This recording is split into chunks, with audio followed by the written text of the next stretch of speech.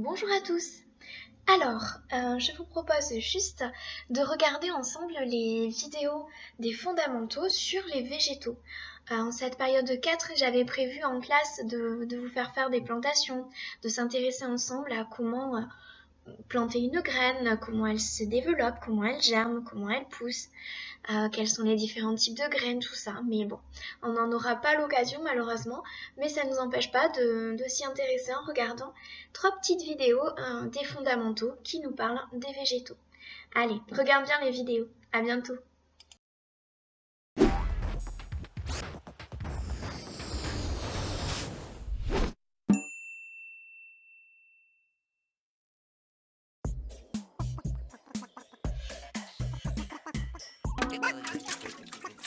Hé Mais c'est Grégoire l'arrosoir!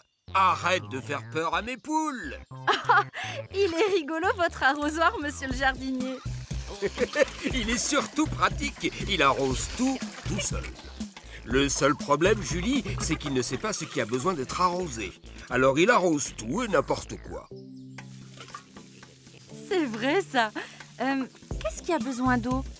Voyons Grégoire, et si tu essayais de faire un tri au lieu de tout arroser?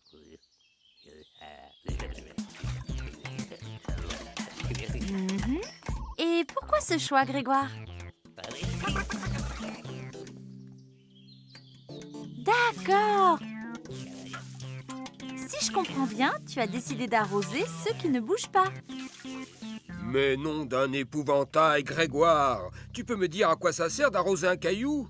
Il faut que tu recommences ton tri. Ah, on progresse. Cette fois, il y a d'un côté le non-vivant, le caillou, la voiture, l'ordinateur. Eux, inutile de les arroser. Et de l'autre côté, les êtres vivants qui ont tous besoin d'eau pour vivre et pour grandir. Eh non, Grégoire! Ces deux-là préfèrent boire plutôt que d'être arrosés. Tous les êtres vivants ont besoin d'eau. Ils naissent, ils grandissent et ils se nourrissent.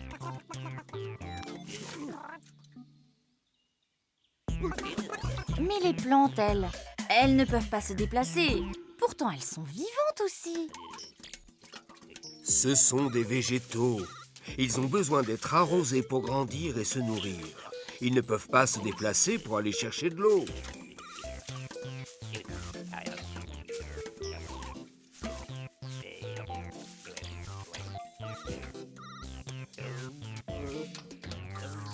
Eh oui, les plantes, comme tous les êtres vivants, meurent aussi. Tu comprends, Grégoire? Formidable! Cette fois, tu ne t'es pas trompé. Merci, Julie. Grâce à toi, Grégoire n'arrosera plus que les végétaux.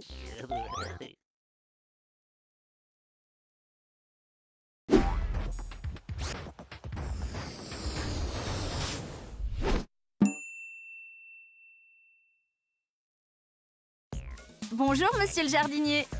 Votre arrosoir est toujours aussi fantastique. Il arrose tous les végétaux tout seul. Ah ça oui, Julie. On peut compter sur lui. Hé, la poule! Arrête de manger toutes mes graines de haricots, sinon rien ne va pousser. Mais ça pousse comment un haricot? Je vais te dire. Allons, mais ne te désole pas, Grégoire, ce n'est pas la fin des haricots.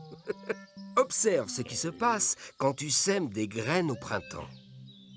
Dans une bonne terre, avec un peu d'eau, un peu de temps, de la lumière et de la chaleur.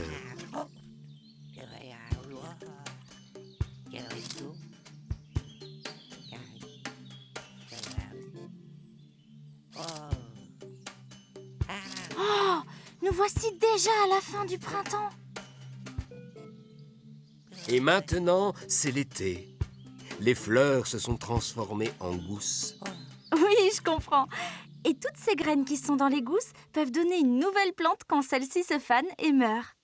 Voilà, on est parti de la graine et on revient à la graine.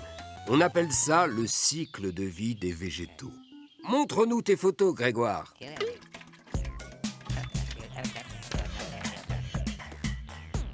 Ah oui! On voit bien la graine. Puis les racines, la tige, les feuilles, la fleur, la gousse et enfin, à nouveau la graine. Vous avez raison, monsieur le jardinier. C'est vraiment un cycle. Et il concerne tous les végétaux, les plantes à fleurs comme les arbres. Tu comprends pourquoi je ne veux pas que la poule mange toutes les graines, Julie? La prochaine fois, vous n'aurez qu'à planter des cactus.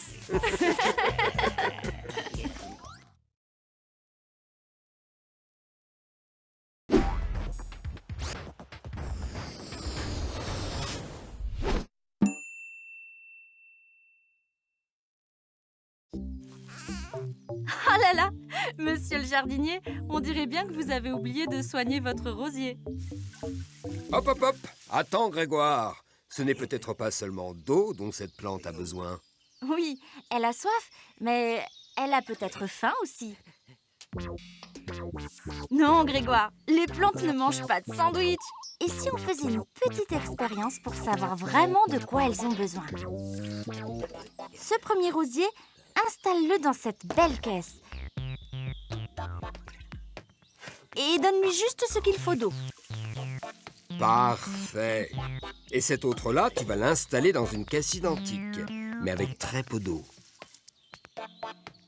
Et le troisième, on va lui donner moins de lumière. Ou plutôt, installe-le dans le noir. Quant au quatrième, peut-être qu'il n'aime pas la chaleur. Installe-le dans un frigo. Et le dernier... Oh, comme c'est dommage! Et il n'y a plus de terre! Bon, ce n'est pas grave. Tu n'as qu'à l'installer sur un peu de coton humide. N'oublie pas de prendre des photos. Et maintenant, observons ce qui se passe.